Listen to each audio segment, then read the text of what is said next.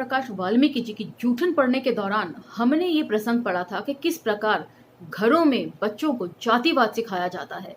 ये मानसिकता उनकी बनाई जाती है कि दलित लोग जो हैं वो गंदगी में रहते हैं, गंदे रहते हैं, अच्छे कपड़े उनके पास नहीं होते, वे सलीके से उठना बैठना बोलना चालना नहीं जानते, यहाँ तक कि उनमें सोचने समझने की क्षमता तक नहीं होती।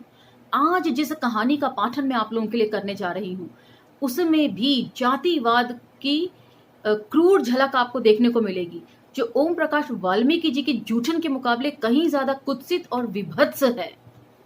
इससे पहले भी शरण कुमार लिम्बाले जी ने ओछी जात का कहानी लिखी है जो प्रेम प्रसंगों पर ही आधारित थी, और आज जिस कहानी का पाठन करूंगी मैं आपके लिए वे भी प्रेम प्रसंगों पर ही आधारित है, लेकिन ये कहानी पिछली कहानी से बिल्कुल जुदा है। इसमें भी जातीय संघर्ष आपको देखने को मिलेगा, लेकिन बेहद विभत्स रूप में। आइए कहानी की तरफ बढ़ते हैं। आभासी दुनिया के मेरे दोस्तों, शालिनी बोल रही हूँ। जय भीम, कूल जौहार। कहानी का विषय है नीले झंडे। भरी दोपहरी में जब माथे पर सूरज तप रहा था, गांव वालों ने हमारे घर पर धावा बोल दिया। हमारा घर खा पी कर सुखी था। बड़ा भाई जिले के नगर में नौकरी कर रहा था। दो भाई बस अड्डे के पास होटल चलाते थे। पिता ग्राम पंचायत के सदस्य थे। मैं कॉलेज में पढ़ रहा था। हमारे परिवार की आत्मनिर्भरता गांव वालों को फूटी आंख नहीं सुहाती थी।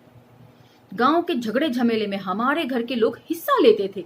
होटल व्यवसाय के कारण पैसे की भी कमी नहीं थी। पिताजी को गांव की राजनीति में हमारा दखल था। लोगों को ये अच्छा नहीं लगता था। पिताजी को सरपंच का पद दिलाने के लिए हमारे दांव पेच चल रहे थे। प्रतिष्ठित लिंगायत समाज से अनबन हो गई थी। गांव प्रतिकूल हो गया था। लिंगायत समाज, जहां तक मेरा सीमित ज्ञान है, मुझे लगता था कि लिंगायत समाज दक्षिण भारतीय समाज से ताल्लुक रखता है, लेकिन यहाँ पर महाराष्ट्र समाज से भी ताल्लुक रखता है। ये मुझे पहली बार पता चला। मेरे साथ उप सरपंच की बेटी सुनीता भी पढ़ रही थी। हम दोनों सहपाठी थे, अतः घुल मिल कर रहते थे। देर सवेर घूमने जाते थे, फिल्में देखा करते थे। हम दोनों नगर में पढ़ रहे थे, इसीलिए गांव में इस बात की खबर किसी को भी नहीं थी। लेकिन पिछले हफ्ते मैं और सुनीता जब घूमने निकले थे, तब गांव के किसी आदमी ने देख लिया और बात हवा की तरह फैल गई। सुनीता के पिता ने उसे घर आकर बेहद पीटा और घर के बाहर कदम न रखने का आदेश दे दिया। तूने हमारी नाक कटा दी, निचली जाति के लड़के के साथ घूमने चली गई। तुझे हमने पढ़ने के लिए भेजा था या प्यार के खेल खेलने? अब हम समाज को क्या मुंह दिखाएंगे? सुनीता ने चुपचाप यातनाएं सहन की, मार खाई। वह मुझसे प्यार करती थी, मेरी जाति से उसे कोई लेना देना नहीं था। हम दोनों चुपचाप भाग निकले। इससे सुनीता के बाप का माथा भड़क गया, बदले की आग से पागल हो गया। आखिर सुनीता को पकड़कर वह उसे घर ले गए। मैं गांव चला आया, सीधे सुनीता के घर चला गया। घर में घुसकर कहा, मैं सुनीता को ले जाऊंगा, वह मेरी है। झगड़ा किया, इससे गांव की हवा गर्म हो गई। आज एक लड़की को भ्रष्ट कर दिया। हम अगर चुप बैठे तो कल हमारी सारी बेटियों को अपनी आंखों के सामने भ्रष्ट किया जाएगा। इन्हें अभी सबक सिखाना चाहिए। गांव वालों ने बैठक बुलाई और निर्णय ले लिया। गांव के पुरुष और छोटे छोटे बच्चे भी हाथों में पत्थर, लाठियां, कुल्हाड़ियां, सरिये आदि हथियार लेकर हमारे घर की तरफ आने लगे। तो ये है वो विभत्स रूप जातिवाद का, जो बच्चे बचपन में ही सीखते हैं। बाल्य अवस्था सभी अवस्थाओं में सबसे निश्चल मानी जाती है, लेकिन उस अवस्था में भी बच्चों को हथियारों का इस्तेमाल सिखाया जाता है। गांव में किस तरीके से, ये जानना बहुत जरूरी है कि उन्हें रक्तपात दिखाया जाता है और ये भी सिखाया जाता है कि किस तरह शासन बरकरार रखना है। यदि कोई व्यवस्था को तोड़ने की कोशिश करे तो उसके साथ किस तरह का बर्ताव करना है, ताकि अपनी व्यवस्था, वर्ण व्यवस्था सुचारू रूप से चलती रहे। बाहर की आवाजों से हमें हमले की भनक मिल गई। 200 लोगों का झुंड आ रहा था। झुंड ने आकर जोर जोर से दरवाजा पीटना शुरू कर दिया। कुछ लोग छत पर चढ़ गए, टीनों को उखाड़कर घर के भीतर पथराव शुरू किया। घर के लोग अनाज के बोरों के आड़ में छिपकर पथराव से बचने की कोशिश करने लगे, तो छत पर चढ़े लोगों ने जलते पलीते अंदर डाल दिए। इससे कपड़े जल उठे, धुआं फैलने लगा, आगे आग बढ़ने लगी। हमारा दम घुटने लगा। हमने जान बचाने के लिए पीछे का दरवाजा खोल दिया और वहां से भागने की कोशिश की। घर को चारों ओर से घेर लिया गया था। झुंड ने एक एक को पकड़कर पीटना शुरू किया। मेरा बड़ा भाई खून के रेले में मरा पड़ा था। पास ही में लोगों ने पिताजी को पकड़ रखा था। उनकी गर्दन पर कुल्हाड़ी को जोर से प्रहार कर उन्हें मार डाला गया। फिर लोग मेरे दूसरे भाई की ओर मुड़ गए। वह डर के मारे कांप रहा था। ये राक्षस अब उसकी हत्या कर डालेंगे। यह देख इतनी देर तक जिसकी घिग्गी बंद गई थी, वह माँ जोर से चीख पड़ी। जोर जोर से रोती बिलखती हुए झुंड के सामने आकर खड़ी हो गई। मेरे बेटे को मत मारो रे, कहते हुए उसने झुंड के सामने आंचल फैला दिया, लेकिन उन्होंने उसकी पीठ पर कुल्हाड़ी का डंडा जमा दिया और उसे उठाकर दूर पटक दिया। मेरे दूसरे भाई को घेरकर वे उस पर टूट पड़े। एक ने गन्ने तोड़ने के हंसिए से उसका पैर तोड़ दिया, दूसरे ने सब्बर से उसके सर पर प्रहार किया। मेरा भाई तड़पता हुआ खून के पूर में जमीन पर गिर पड़ा। उसके मरने के बाद लोग अनाज के बोरों में छिपे मेरे तीसरे भाई की तरफ मुड़ गए। माँ फिर एक बार गिरती पड़ती लोगों के सामने आ गई। वे जोर जोर से विलाप कर रही थी, पैरों पड़ रही थी। लोगों ने उसे धकेल दिया। मेरे तीसरे भाई पर भी वे टूट पड़े। इतने में पीछे की तरफ से कोई आदमी चिल्लाया। मैंने मुड़कर देखा। मेरा पांचवा भाई घर के बाहर निकलकर सड़क पर भाग निकला था। उसके पीछे 50-60 लोग कुल्हाड़ी, सरी आदि लेकर दौड़ रहे थे। वह भाग रहा था तो सामने से आने वाले 5-6 लोगों ने उसे रोक लिया और सब ने मिलकर उसे घेर लिया। झुंड में कुछ देर के लिए वह मुझे नजर नहीं आया, सिर्फ मुझे उसकी चीखें ही सुनाई दे रही थी। झुंड जोर जोर से चिल्ला रहा था।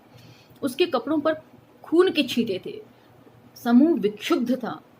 उनका ये नंगा नाच मुझसे देखा नहीं जा रहा था। कुछ देर बाद लोग हट गए। तब मैंने देखा कि मेरा पांचवा भाई भी खून में लथपथ पड़ा है। उधर लोगों ने मेरे चौथे भाई को भी मार डाला था। मेरी आंखों के सामने मेरे सगे भाइयों को काट डाला गया और मैं कुछ नहीं कर सका। मैं दुपक कर बैठा था। पड़ोस का मुल्ला चाचा बीच बचाव करने आया तो लोगों ने उस पर भी हमला कर उसे भी मार डाला। माँ बेहोश पड़ी थी। झुंड ने सब्बर से घर तोड़ दिया, सामान को तहस नहस कर दिया। पुलिस को खबर ना मिले इसलिए टेलीफोन के तार तोड़ दिए।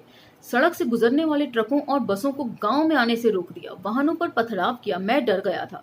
समझ में नहीं आ रहा था कि क्या करूं। मारे गए भाइयों को देख रहा था, बर्बाद हो चुके घर को देख रहा था।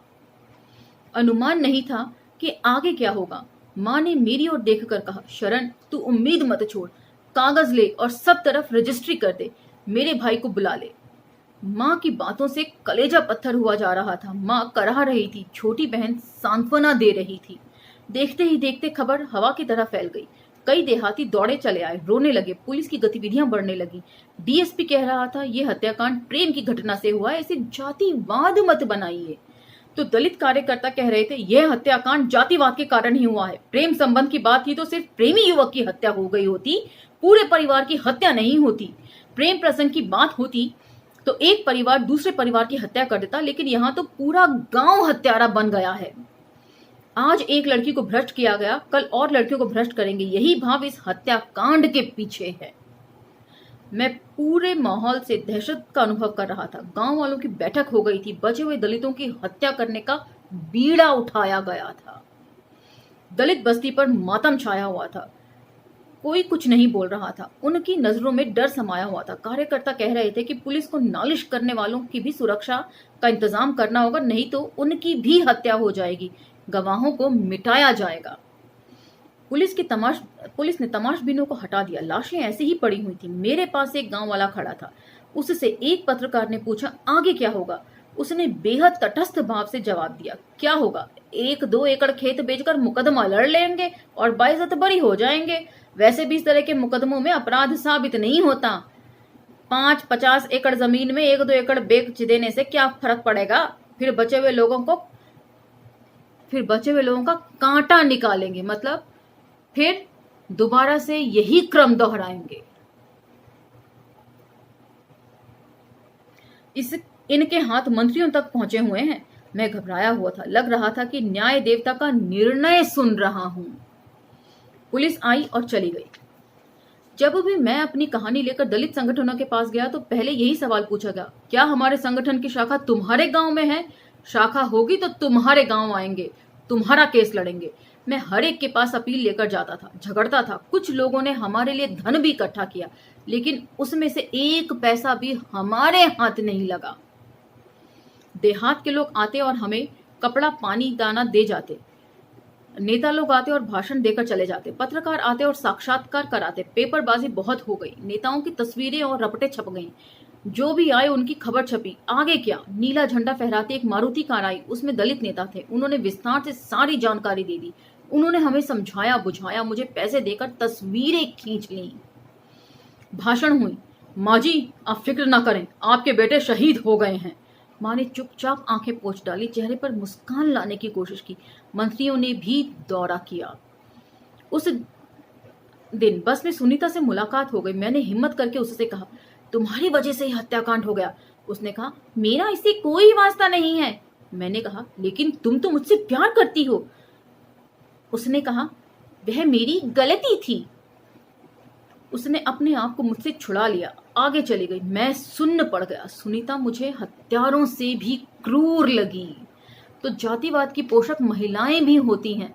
ऐसी बात नहीं है कि छोटे छोटे बच्चे, मतलब पूरी व्यवस्था इनकी एक सुचारू रूप से काम करती है कि किसी भी तरीके से वर्ण व्यवस्था को कायम रखना है। उसमें पुरुष और महिलाएं दोनों आपस में कंधे से कंधा मिलाकर चलते हैं और बच्चों को भी यही शिक्षा दी जाती है। तो हमें भी किस प्रकार अन्याय से लड़ना है, किस प्रकार बाबा साहब अंबेडकर के सपनों का भारत साकार करना है, हमें भी सीखना चाहिए। मेरा सफर शुरू हो गया था। हाथ में नीले झंडे थे। मैं उसे घर पर लगाना चाहता था, संगठन की शाखा खोलना चाहता था, नीले झंडों वाली, अन्याय को दूर करने के वास्ते। तो यहाँ पर ये कहानी समाप्त होती है।